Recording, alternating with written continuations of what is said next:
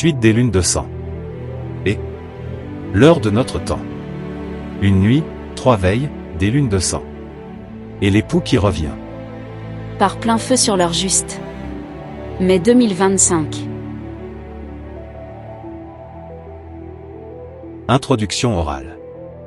Suite aux 2 dernières vidéos que j'ai produites sur le thème des lunes de sang, le Seigneur a retenu mon attention sur un point précis. Placer les horaires des veilles juives de la nuit en lien direct avec les 3 lunes de sang dont nous avons parlé ensemble. Cette étude repose sur une hypothèse forte, ces 3 lunes de sang représenteraient la fin d'une nuit prophétique complète de 12 heures, soit de 18h à 6h du matin. Chaque veille juive équivaut donc à un segment bien distinct de cette nuit, et nous allons chercher à repérer leurs places respectives dans ce cadre céleste. Avant d'entrer dans les détails, permettez-moi de vous expliquer les choses simplement. Dans la tradition juive, la nuit est divisée en 3 veilles. La première veille va de 18h à 22h, la seconde veille de 22h à 2h, et la troisième veille de 2h à 6h du matin. Nous allons ici nous concentrer principalement sur la seconde veille, celle de 22h à 2h, qui correspond prophétiquement à la période du 14 mars 2025 au 7 septembre 2025. Encadrée par 2 lunes de sang, l'une marquant son commencement, l'autre sa fin. Mais il y a aussi une troisième veille, immédiatement après, du 7 septembre 2025 au 3 mars 2026. Et là encore, une lune de sang apparaît, marquant la fin de cette dernière portion de la nuit. J'analyserai dans cette phase les événements possibles correspondant aux heures entre 2h et 6h du matin. Il est vrai que certains auraient pu commencer le calcul des veilles à partir de la première lune de sang. Mais ici, j'ai choisi une autre approche. Considérer chaque lune de sang comme un signal de fin de veille, ce qui permet de découper la nuit en 3 grandes étapes qui culminent chacune par un signe céleste fort.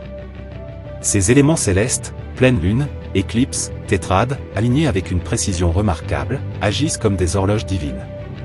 Ils ne sont pas là pour faire peur, mais pour réveiller. Pour vous aider à mieux comprendre visuellement ce que nous allons explorer, voici une frise temporelle simplifiée des veilles prophétiques à venir.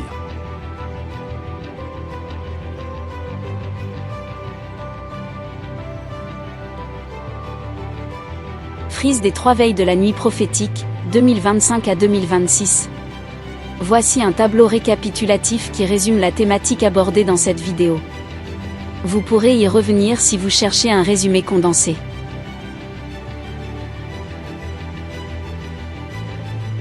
Perspective biblique renforçant cette observation.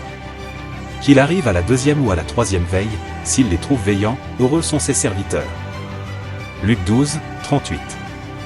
L'Écriture valide que le retour du Maître peut se produire dans la 2 veilles, c'est donc une période sensible. Au milieu de la nuit, on cria, « Voici l'époux ». Matthieu 25, 6.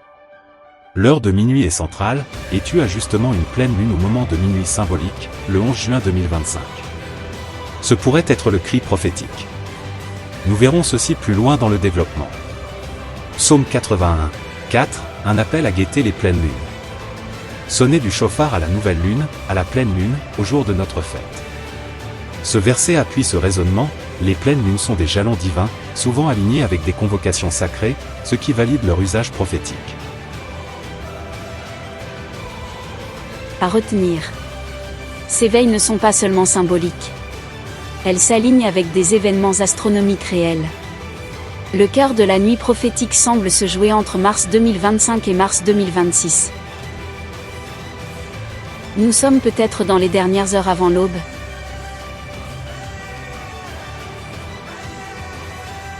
Introduction. Parmi les horloges prophétiques que la parole de Dieu nous laisse entrevoir, les veilles de la nuit juive, les pleines lunes et les lignes de temps inspirées des durées de Daniel forment un canevas précis. Une observation remarquable peut être faite entre le 14 mars 2025, pleine lune et lune de sang, et le 7 septembre 2025, pleine lune et seconde lune de sang, soit une période de 177 jours, correspondant symboliquement à la durée prophétique d'une nuit, 18h à 6h.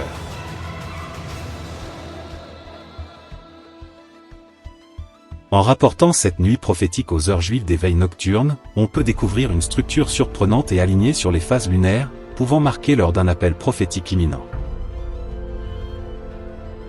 Structure temporelle. 177 jours égale 12 heures nocturnes. Ce tableau résume la correspondance entre les heures des veilles, les jours d'écart ainsi que les dates correspondantes à la veille en question.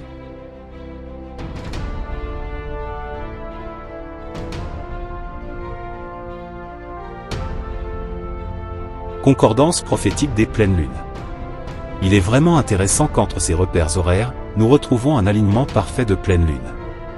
Cela fait plusieurs tableaux, mais il résume bien notre développement pour une meilleure compréhension de notre thématique.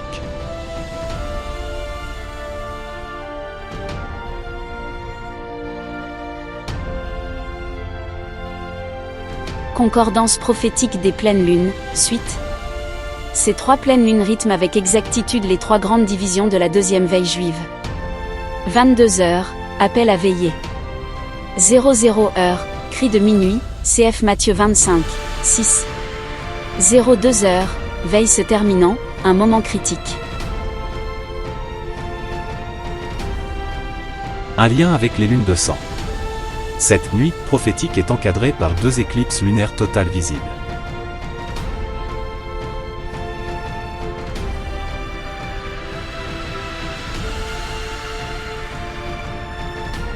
Une troisième lune de sang apparaîtra ensuite le 3 mars 2026, hors de la deuxième veille, symbolisant possiblement un dernier appel à la repentance ou un changement d'époque.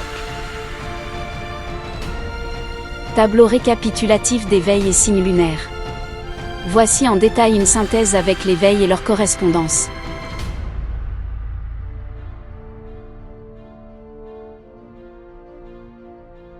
Une horloge prophétique précise. La concordance entre veille juive, durée prophétique et pleine lune souligne une structure à la journée près, d'une précision remarquable.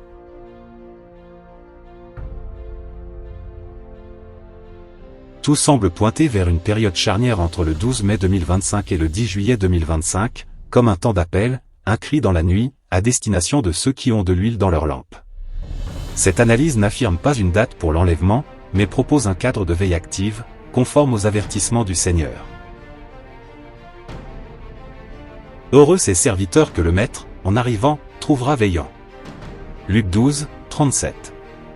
Le départ de l'Église se produira avant le début des tribulations, comme la parole le confirme. C'est pourquoi, le temps pour se préparer est aujourd'hui. Voici maintenant le temps favorable, voici maintenant le jour du salut. 2 Corinthiens 6, 2. La troisième veille. 2 heures à 6 heures du matin, du 7 septembre 2025 au 3 mars 2026. Après avoir examiné la seconde veille prophétique, nous devons nous intéresser à la troisième veille de la nuit, selon la division traditionnelle juive du temps. Cette veille couvre la période allant de 2 heures à 6 heures du matin. Sur le plan prophétique, cette troisième veille correspond à l'intervalle du 7 septembre 2025 à 18 heures jusqu'au 3 mars 2026 à 6 heures, soit une période de 177 jours, identique à celle de la seconde veille. En appliquant la même méthode de calcul, ou 12 heures de la nuit équivalent à 177 jours, nous obtenons que chaque heure prophétique représente environ 14,75 jours. Ainsi, la 3 veilles. 2 heures à 6 heures, s'étale ainsi.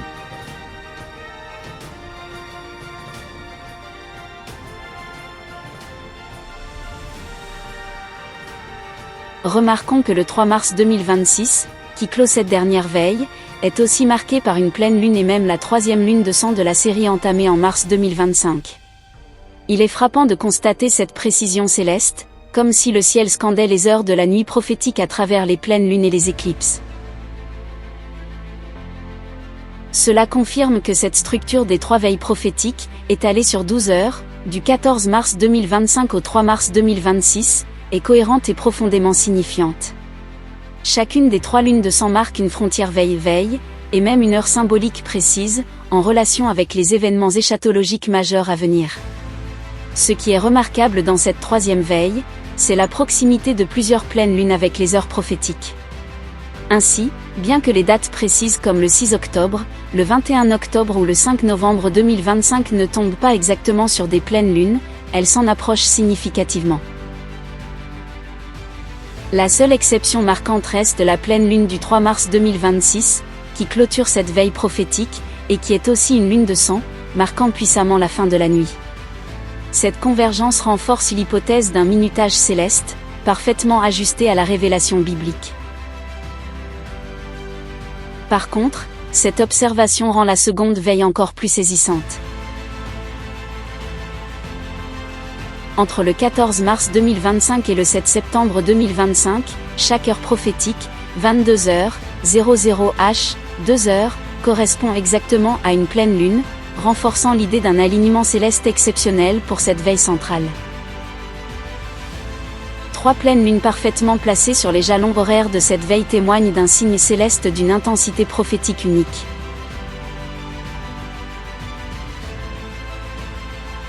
Appel solennel. Le temps est court. Le Seigneur revient. Es-tu prêt? Reviens au Seigneur aujourd'hui. Dépose tes fautes, confesse-lui ton besoin de salut. Rejoins les vierges sages qui veillent avec une lampe allumée et une réserve d'huile. Le cri de minuit approche. L'époux vient. Celui qui a des oreilles pour entendre, qu'il entende. Proverbe 7. Quand le cœur s'égare, mais que Dieu appelle encore. Je veux développer ce passage de Proverbe 7.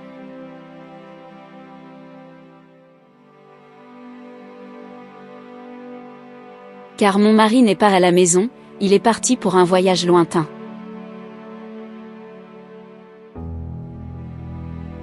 Il a pris dans sa main un sac d'argent.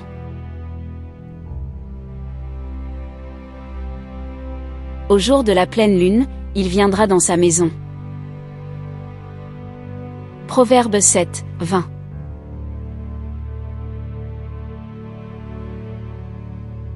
Une introduction au cœur d'un avertissement prophétique. La Bible est traversée de récits d'adultère spirituel et physique, de trahison de l'alliance, et d'infidélité profonde. Ce n'est pas un hasard. Le cœur de l'homme est sans cesse attiré vers d'autres dieux, d'autres séductions, d'autres priorités. Israël, choisi comme peuple d'alliance, est comparé à maintes reprises à une femme infidèle, une prostituée abandonnant son époux légitime, le Dieu vivant, pour courir après les idoles, les alliances païennes et les désirs du monde. Aujourd'hui, la situation n'a pas changé. Les nations marchent dans la rébellion. Israël reste encore, pour une grande part, dans l'aveuglement. Et même l'Église du Seigneur, dans bien des cas, s'est compromise, s'est refroidie, s'est prostituée avec les systèmes du monde, préférant la reconnaissance humaine plutôt qu'un cœur entièrement à Dieu. Une introduction au cœur d'un avertissement prophétique. Le passage que nous allons survoler dans Proverbe 7 est d'une actualité brûlante. Ce n'est pas seulement l'histoire d'un adultère entre une femme rusée et un jeune homme naïf. C'est le portrait spirituel de notre génération adultère, celle de la fin des temps qui abandonne la vérité, qui rejette le Seigneur, et qui court à sa propre perte. Ce passage est aussi un avertissement très sérieux sur le péché sexuel, fléau universel et toujours à la racine de nombreuses chutes. Chute personnelle. Effondrement. D'organisations religieuses. Chute morale de nations entières. Dieu nous appelle à la repentance, à l'abandon sincère du péché, et à un retour véritable à lui. Il est encore temps d'ouvrir les yeux, d'écouter sa voix, et de revenir à l'alliance de vie, fondée sur la croix et la vérité.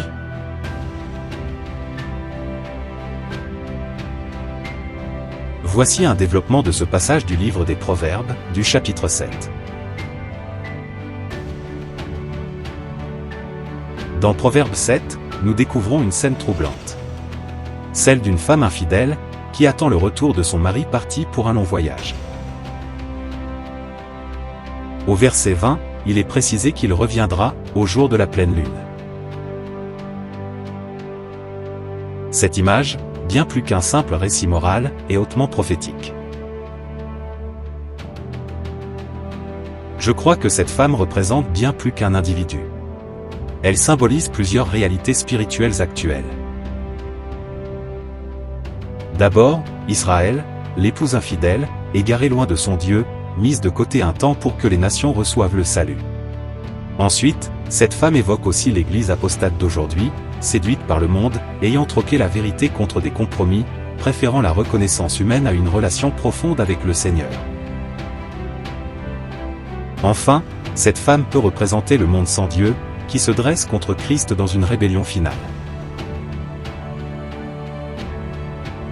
Mais ce qui retient mon attention, c'est que cette femme sait que son mari reviendra un jour de pleine lune. Elle connaît la parole. Cela nous interpelle. L'enlèvement pourrait-il coïncider avec un jour de pleine lune? Peut-être. Mais si j'étais ce mari, par amour pour ma bien-aimée fidèle, je reviendrais à l'improviste, avant même la pleine lune, pour la surprendre, dans l'intimité du cœur. Ce passage est donc un appel à discerner au-delà du récit, à saisir le message caché. Le Seigneur revient bientôt, et il avertit les siens à travers les signes célestes, les veilles, et les temps qu'il a lui-même fixés. Oui, la pleine lune est mentionnée, mais il viendra comme un voleur, au moment exact voulu par le Père. Cette étude vise à nous réveiller, à nous préparer, à nous éloigner de l'infidélité spirituelle. Le jour approche. Saurons-nous être de ceux qui veillent avec l'huile dans leur lampe? Le Seigneur revient, soudainement, puissamment, et glorieusement.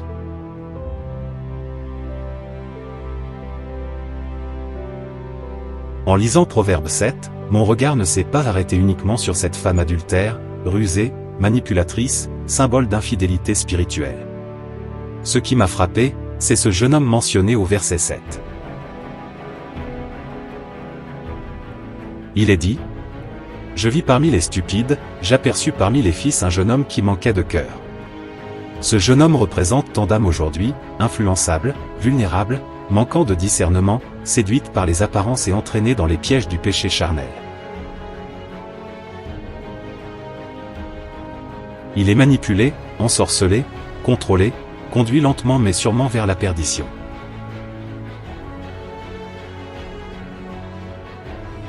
Et ce n'est pas seulement une question d'individu. Ce jeune homme me fait penser à tous ceux qui fréquentent des lieux religieux, que ce soit une synagogue, une église, une mosquée, ou tout autre temple sans jamais rencontrer véritablement Dieu. Trop souvent, ces structures deviennent des systèmes qui éloignent de la vérité, des institutions où l'on se contente de rites, d'enseignements dilués, où l'on finit, sans même s'en rendre compte, par rater la cible que Yahweh a tracée pour notre vie. Le jour du retour du Seigneur à la fin des tribulations est un jour caché, un moment scellé dans les plans éternels du Père, connu de lui seul. Ce n'est pas un jour que l'homme peut prévoir, ni deviner par sa seule intelligence. C'est un secret bien gardé, hors de portée de nos calculs humains. Mais en parallèle, le jour de l'enlèvement, lui, peut être révélé à ceux qui cherchent ardemment, dans la prière, dans l'étude de la parole, et par la révélation du Saint-Esprit. Même cela reste voilé à beaucoup, caché aux yeux du monde, et même souvent aux chrétiens eux-mêmes. C'est un privilège immense, une grâce accordée à ceux qui veillent, d'avoir un aperçu des choses à venir. Jésus lui-même a déclaré que les prophètes et les justes de tous les temps ont désiré voir ce que nous voyons, et entendre ce que nous entendons. Et maintenant, alors que nous arrivons à la fin de l'âge, le Saint-Esprit lève progressivement le voile, révélant des secrets gardés depuis l'origine du monde, que seul le Père Céleste pouvait dévoiler en son temps.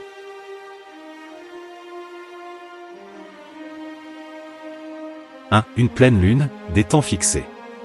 Sonner de la trompette à la nouvelle lune, à la pleine lune, au jour de notre fête. Psaume 81, 4. Une pleine lune, des temps fixés. La pleine lune n'est pas simplement un phénomène céleste. Dans la Bible, c'est un marqueur du calendrier divin, un temps fixé, hébreu, Moed, choisi par Dieu pour ses rendez-vous avec l'humanité. Deux grandes fêtes tombent toujours sur une pleine lune. Pessa, Pâques, 14 à 15 du mois de Nissan. Souko, fête des tabernacles, 15 Tishri. Ces fêtes ne sont pas aléatoires. Elles sont ancrées sur des pleines lunes, des moments où la lumière illumine toute la nuit, symbole prophétique d'un acte divin imminent. Dieu éclaire la nuit pour prévenir et avertir. 2. Lune de sang. Pleine lune en alerte rouge. Une lune de sang est une pleine lune éclipsée. Quand la Terre s'interpose entre le Soleil et la Lune, elle prend une teinte rougeâtre. Ce signe rare est mentionné en lien direct avec les temps de la fin. Le Soleil se changera en ténèbres, et la Lune en sang, avant le grand et terrible jour de l'Éternel. Joël 2, 31.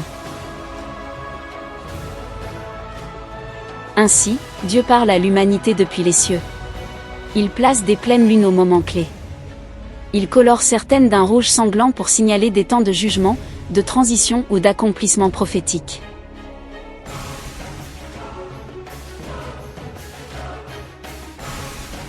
« 3. Le signal d'un retour. Dans Proverbe 7, 20, la femme adultère dit : le jour fixé, il reviendra, au moment de la pleine lune.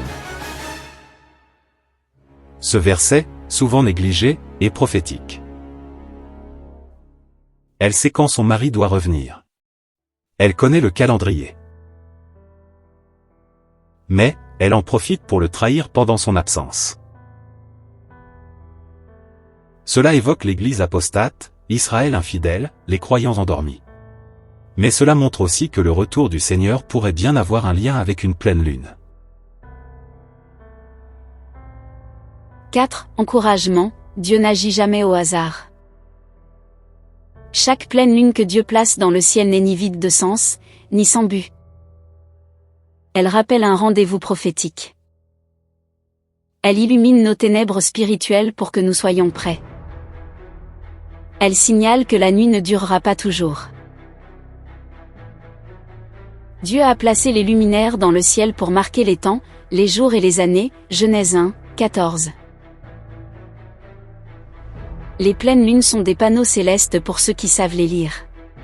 Et aujourd'hui, alors que les lunes de sang coïncident avec des pleines lunes prophétiques, Dieu parle avec force à ceux qui écoutent.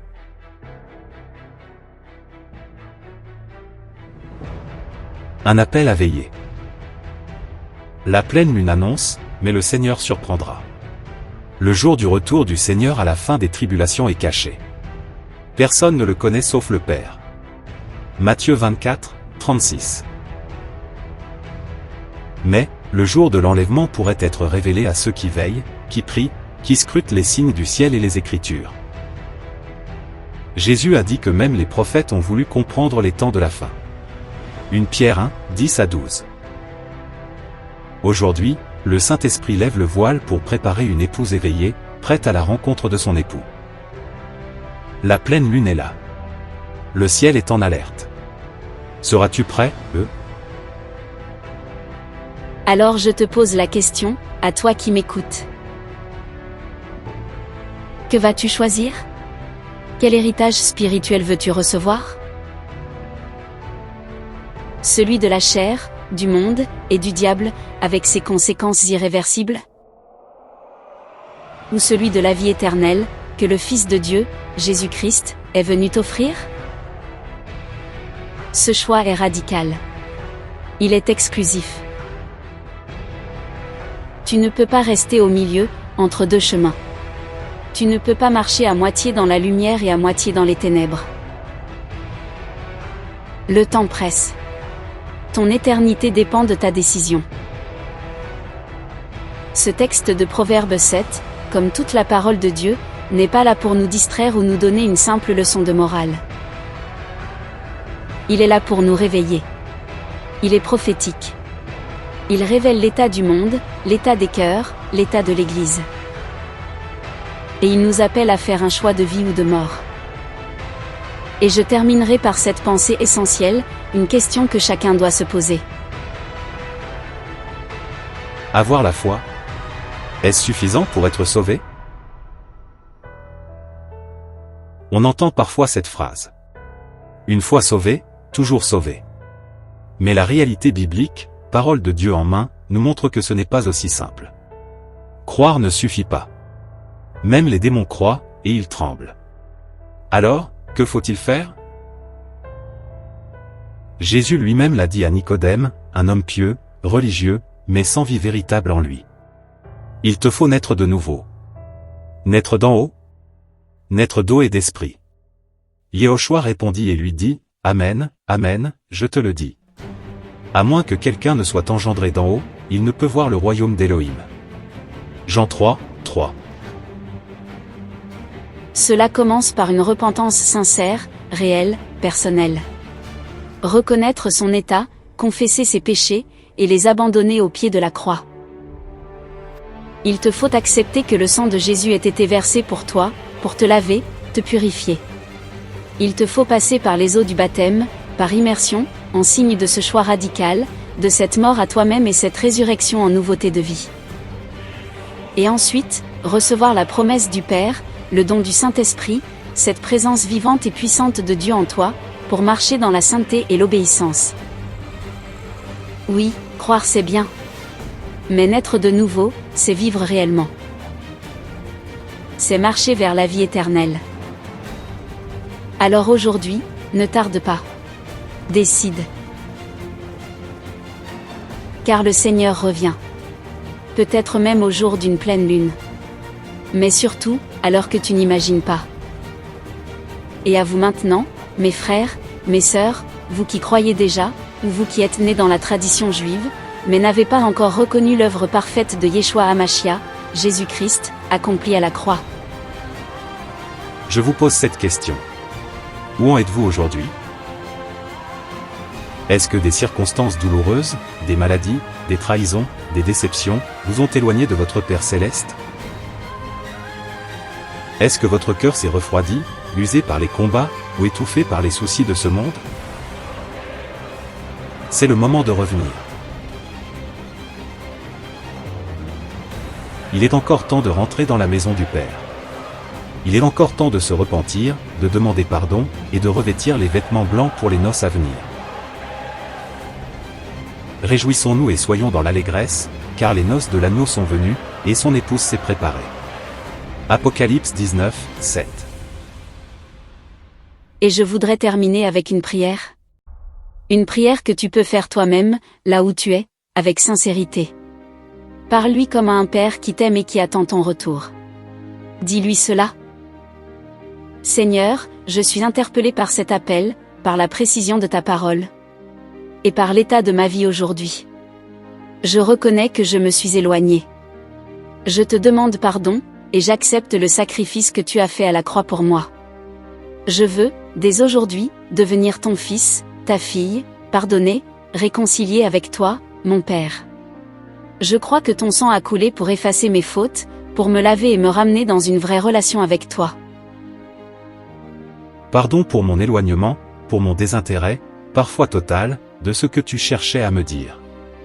Aujourd'hui, je reviens à toi. Viens dans ma vie, restaure mon cœur, donne-moi une amitié vraie et sincère avec toi. J'abandonne cette vie d'infidélité, comme cette femme et ce jeune homme de Proverbe 7, et je te demande de me donner un cœur nouveau, un esprit nouveau, pour marcher avec toi, jusqu'à ton retour glorieux. Amen. Ainsi soit-il.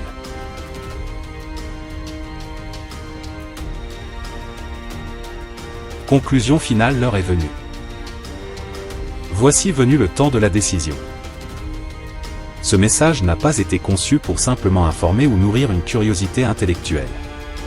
Il est un appel vibrant, prophétique et personnel. Le monde vit ses dernières heures, les signes sont là, les lumières célestes nous avertissent, et la parole nous éclaire. Nous ne sommes pas dans l'ignorance, ni dans le hasard.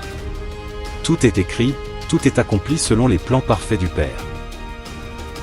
Les lunes de sang, les pleines lunes prophétiques, les veilles de la nuit, les paraboles comme celle de Proverbe 7. Tout concourt à réveiller une génération endormie, séduite, distraite, mais aimée. Aimée par un Dieu qui recherche encore ses enfants, qui appelle encore, qui patiente encore. Tu es peut-être croyant, mais affaibli. Peut-être juif, mais sans avoir encore reconnu Yeshua comme le Messie. Peut-être chrétien, mais tiède, ou simplement éloigné. Ou alors, tu n'as jamais connu Dieu personnellement. Aujourd'hui est le moment. Reviens à ton Créateur. Il t'attend. Il frappe à la porte. Le mari dont parle Proverbe 7 revient un jour de pleine lune. Peut-être.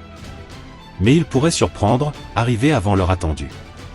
C'est le cri de minuit, le cri de l'époux qui arrive soudainement. Le retour du Seigneur, l'enlèvement, les noces de l'agneau, ne sont pas des contes. Ce sont des vérités éternelles. Sois prêt, sois réveillé, et surtout, sois trouvé fidèle. Car les noces de l'agneau sont venues, et l'épouse s'est préparée.